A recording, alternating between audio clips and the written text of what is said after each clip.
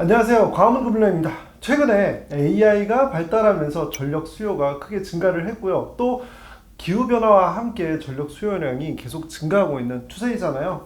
이에 따라서 전력망과 인프라 관련 사업의 그 중요성이 날이 갈수록 더해지고 있는 그런 상황입니다. 그래서 전력 인프라가 왜 요즘에 특히 화두인지 그 내용을 알아보고요. 그와 관련된 상품은 어떤 게 있는지 오늘 상세하게 알아보도록 하겠습니다. 이와 관련해서 키움 투자 자산운용의 이은용 책임을 모셨습니다. 반갑습니다. 안녕하세요. 네.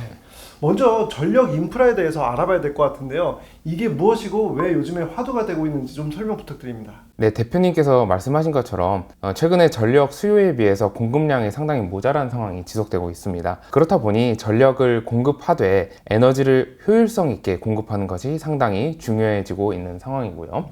따라서 전력 인프라 분야, 그러니까 전력의 기반 시설이 되는 전력 인프라 분야에서 거기에 관련된 신규 투자는요, 전력의 효율성을 높일 수 있는 제품이나 솔루션 분야를 중심으로 투자가 늘어나고 있는 상황입니다. 전력 산업에 관련해서 그 구조에 대해서 좀 간단하게 말씀을 드리자면요.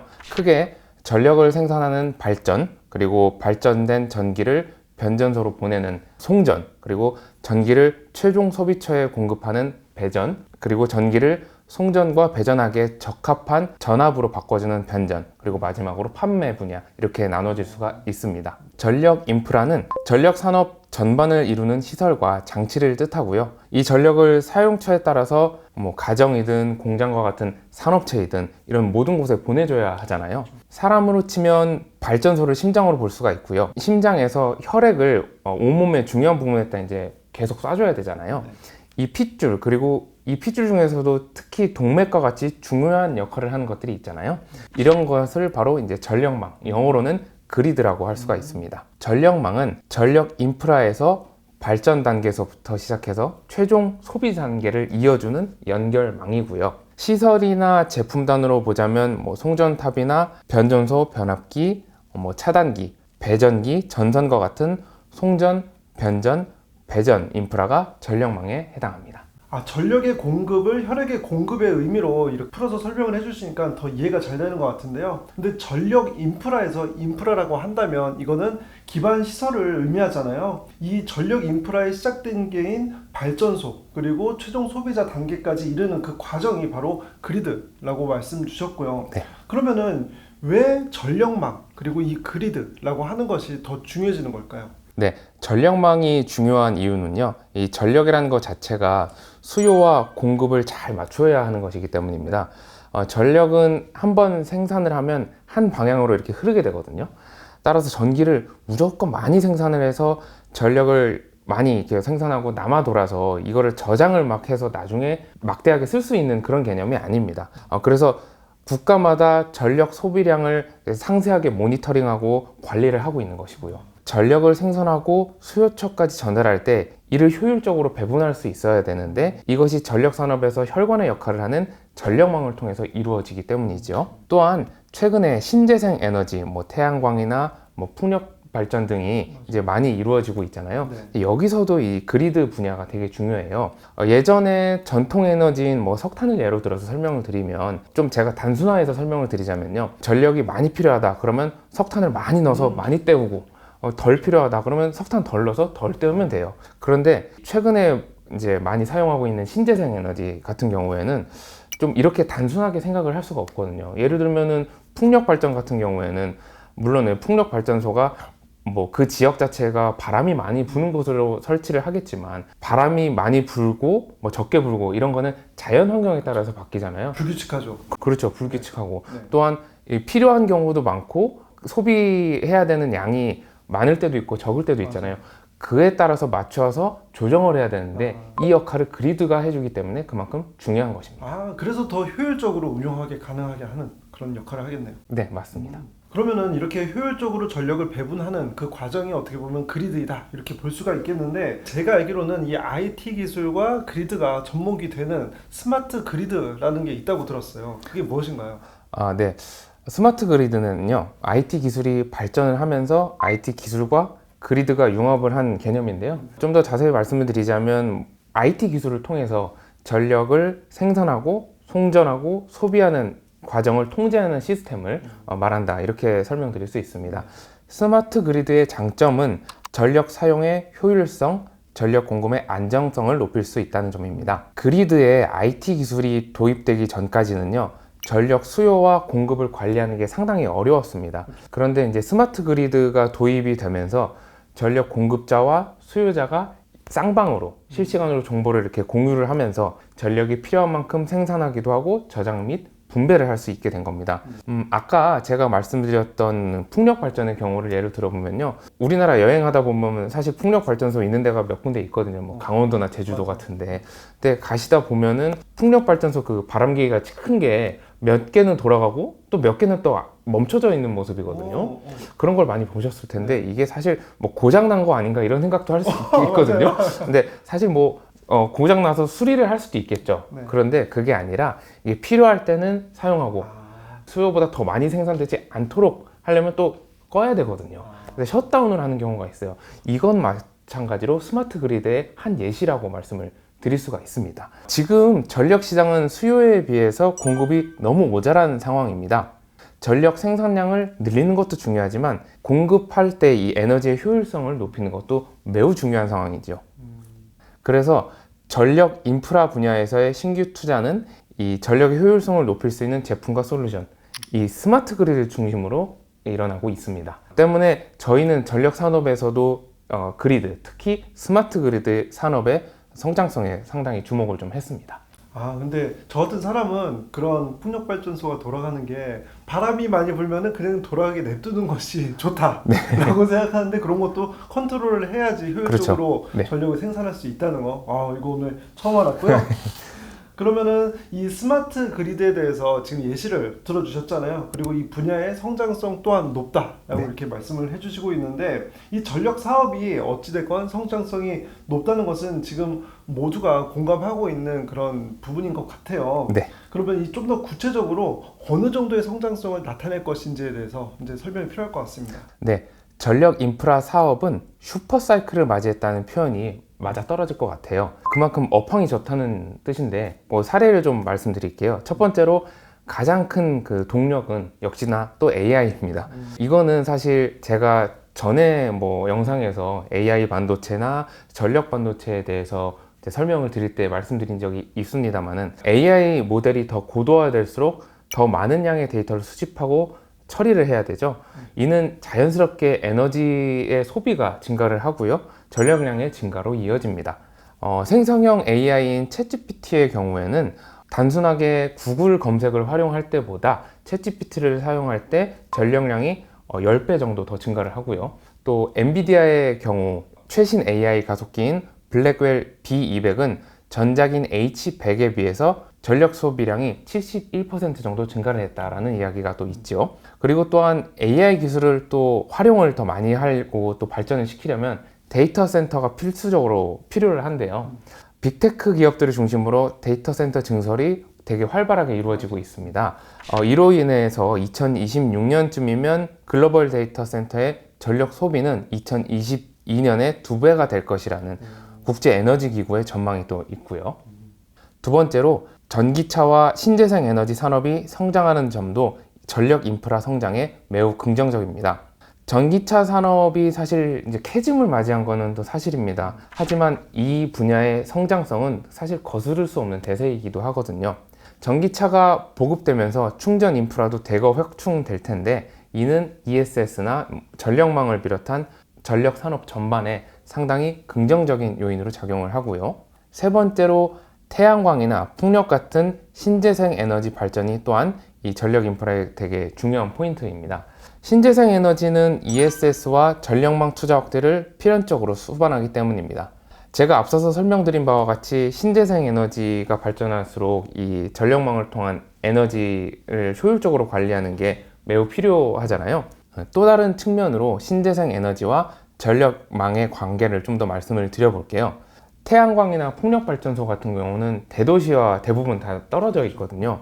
태양광 발전이 잘 되는 대표적인 곳들을 보면 뭐 미국이나 중국 같은데 막 광활한 사막, 그렇죠. 되게 넓은 땅이 필요하고, 그리고 풍력발전소도 비슷한 거거든요. 그래서 대도시와 상당히 멀리 떨어져 있습니다. 이런 신재생 에너지 발전소에서 생산된 전력들을 저장하고 송전, 배전하기 위해서 전력망 투자가 상당히 필수적으로 필요합니다. 신재생 에너지 생산량은 햇빛 양이나 풍속과 같은 자연 조건에 크게 좌우가 되기 때문에 한번 생산할 때 좀 많이 생산을 하고 또 잘 저장을 했다가 수요에 맞춰서 잘 공급하는 것이 필요합니다. 이건 전력 저장 장치 ESS 산업에 상당히 큰 호재로 작용할 수 있습니다. 네, 그럼 책임님께서 이 전력 인프라 관련된 산업의 성장성이 뛰어나다는 것을 이렇게 설명을 해주셨고요. 네. 근데 이 전력망이라는 거는 어떻게 보면은 국가 단위의 산업이잖아요. 맞습니다. 그러니까 네. 대규모의 지원이 있어야 되는 그런 네. 영역인데 요즘에 미국 대선이 앞둔 그런 그쵸. 상황에서 네. 사람들이 생각하기에는 트럼프는 이런 신재생 에너지에 대해서 약간 이제 호감을 갖고 있지 않다. 라고 네. 이제 알고 있고, 그러면은 이런 전력 인프라와 관련된 내용이 신재생 에너지와 또 중요한 연관이 있다고 하셨으니까 좀 영향이 있는 거 아닌가? 또 해리스가 대통령이 되면은 또 어떤 영향이 있을까? 이거에 대해서도 많은 관심을 가지실 것 같아요. 네, 사실 정책적인 측면을 좀 말씀을 안 드릴 수가 없긴 한데요. 일단은 대선 이슈 전에 뭐 정책적인 수혜는 일단 기대를 할 수 있다 이렇게 말씀을 드릴 수 있는데요. 미국과 유럽은요 상당히 심각한 전력 인프라 노후 문제를 지금 겪고 있어요. 제가 또 말씀을 드리고 싶은 게 미국이라는 이 선진국이요. 이 나라가 전 세계에서 정전이 가장 많이 일어나는 선진국 중에 하나입니다. 그래요? 네, 코트라에서 인용한 백악관 자료에 따르면요.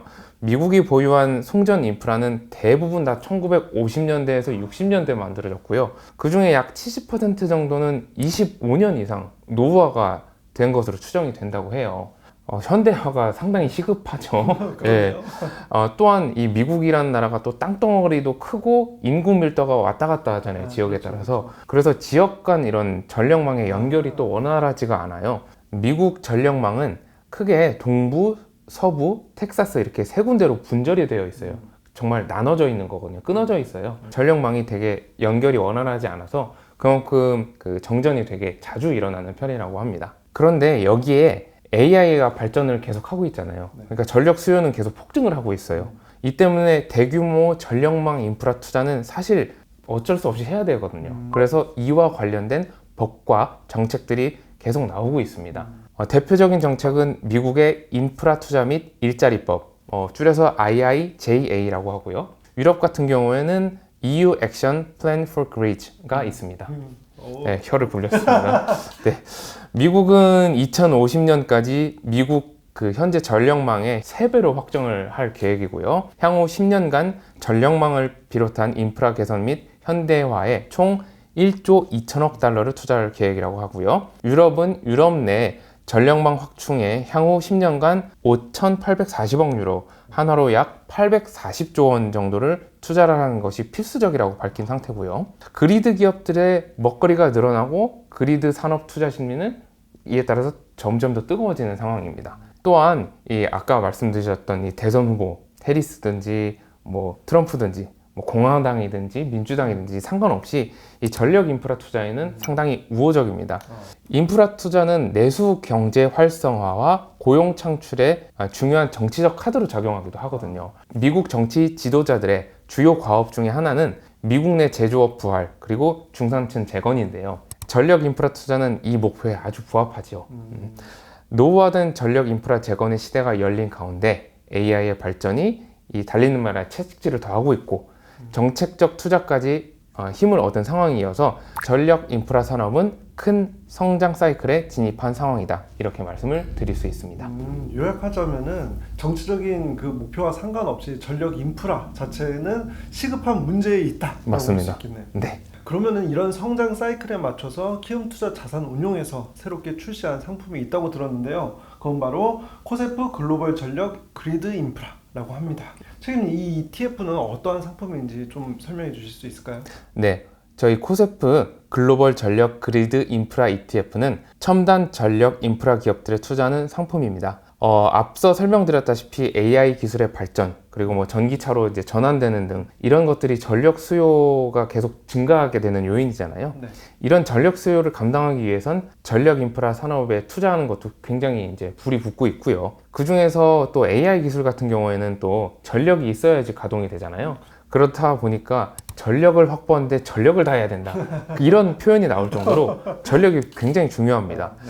저희 코세프 글로벌 전력 그리드 인프라 ETF는 전력 인프라 기업들 중에서도 기술 혁신성이 있는 기업, 그래서 더 높은 성장성을 기대할 수 있는 기업들의 투자들을 하도록 만든 상품입니다. 사실 국내 시장에 글로벌 인프라나 전기, 가스와 같은 유틸리티 분야에 투자하는 ETF는 사실 존재를 하고 있고요. 또한 미국 AI 전력 인프라에 투자하는 상품들도 최근 좀 나오고 있는 추세입니다. 저희 코세프 글로벌 전력 그리드 인프라 ETF는요, 전력 인프라 중에서도 전력망, 영어로는 그리드라는 개념에 주목을 했습니다. 그리고 전통적인 전력망에 IT 기술을 접목한 스마트 그리드에 좀 더 집중을 해봤고요. 그렇게 상품을 만들었다 보니까 전력 인프라를 구성하는 전력망 기업들 중에서도 IT 기업의 성격이 강한 기업들에 투자를 좀 하고 있습니다. 이 ETF를 활용하시면 전통적인 전력 산업 투자의 장점에 성장성을 더한 그런 투자 효과를 얻으실 수 있으십니다. 그러면 이제 책임님께서 말씀해 주신 거에 의하면은 그리드가 어떻게 보면 다른 상품과의 차별화된 포인트 중에 하나인 것 같은데요. 미국 주식시장에도 그리드라고 해서 전력 인프라에 투자를 하는 ETF가 상장이 되어 있잖아요. 네, 맞습니다. 이 ETF랑 같은 컨셉인 건가요? 맞습니다. 동일한 지수를 추정하는 거고요. 미국 시장에 상장된 말씀하신 그리드 ETF는 글로벌 전력 인프라 산업 투자의 대표적인 상품이고요. 2009년에 출시를 했고 지난 7월 말 기준 15억 5,900만 달러, 한화약 2조 1,400원 규모로 운영이 되고 있습니다. 8월 16일 기준 최근 3개월간 그리드 ETF에 순유입된 자금 규모는 같은 기간 미국 상장 해외 주식형 ETF 2,522개 중에서 상위 5.5%에 해당했을 정도로 이 글로벌 투자자들의 매수세가 상당히 강합니다. 저희 코세프 글로벌 전력 그리드 인프라 ETF는 미국에 상장된 그리드 ETF와 동일한 기초지수를 추종하기 때문에 한국 증시에서 한국 장중에 원화로 거래되는 이런 편의를 누리면서도 그리드에 투자한 것과 유사한 효과를 누리실 수가 있습니다. 또한 비용 절감도 기대를 하실 수가 있는데요. 저희 코세프 글로벌 전력 그리드 인프라 ETF는 총 보수가 연 0.49%입니다. 지금 저희가 말씀드렸던 미국에 상장된 그리드 ETF의 경우에는 총 보수가 연 0.57%입니다. 이거보다 더 낮고요. 글로벌 시장이 주목하는 그리드에 간편히 투자를 하고 싶으시다면 저희 코세프 글로벌 전력 그리드 인프라 ETF를 투자하시는 것이 좋은 대안이 될 것으로 생각이 됩니다. 네, 그렇다면은 이 ETF의 포트폴리오를 자세히 살펴볼 필요가 있을 것 같아요. 어떤 종목을 담고 있죠? 네, IT 기술을 전력망에 결합한 스마트 그리드 사업을 하는 첨단 전력 인프라 기업들에 주로 투자를 하고 있습니다. 영국에 있는 글로벌 대표 에너지 기업으로 영국과 미국에서 송배전 사업을 하는 내셔널 그리드가 있고요. 전력과 산업 자동화 솔루션을 제공하는 스위스 전력 회사인 ABB에도 투자를 하고 세계적인 에너지 관리 기업인 슈나이더 일렉트릭, 미국 대표 전력 관리 기업이자 스마트 그리드 대표주인 이튼 등이 대표적입니다. 특히나 눈에 띄는 것은 엔비디아, 퀄컴, 오라클, 시스코와 같은 IT 기업들도 포트에 총 17%가량 담겨 있다는 건데요. 이 ETF는 스마트 그리드 사업을 하는 기업들이다 보니 IT 기술을 기반으로 전력 인프라에 기여하는 IT 기업들에도 상당 부분 투자를 하고 있습니다. 미국 대선과 맞물려서 증시의 변동성도 상당히 높고 투자를 하기가 상당히 어려운 시기잖아요. 하지만 산업의 대세를 이루고 있는 이 전력망에 대한 투자는요, 단기적인 측면이 아니라 장기적으로 트렌드를 이룰 것으로 보입니다. 거기에 스마트 그리드라고 하는 개념, 그러니까 그리드와 IT라는 이 두 개를 융합한 개념이 전력 산업에서 기술 혁신과 효율성 향상을 포착을 하기 때문에 성장성 또한 기대를 하실 수가 있습니다. 그렇기 때문에 지금 같은 시점에서 저희 상품을 투자를 고려를 해보시는 것도 상당히 좋은 투자 대안이 될 것이라고 생각이 됩니다. 오늘 어떻게 보면 약간은 생소할 수 있는 전력 인프라 관련된 산업 그리고 그 산업의 성장성에 대해서 책임을 통해서 상세하게 알아볼 수 있었고요. 오늘 영상이 여러분들의 합리적인 투자 판단에 도움이 되셨길 바랍니다. 오늘 고생 많으셨습니다. 감사합니다.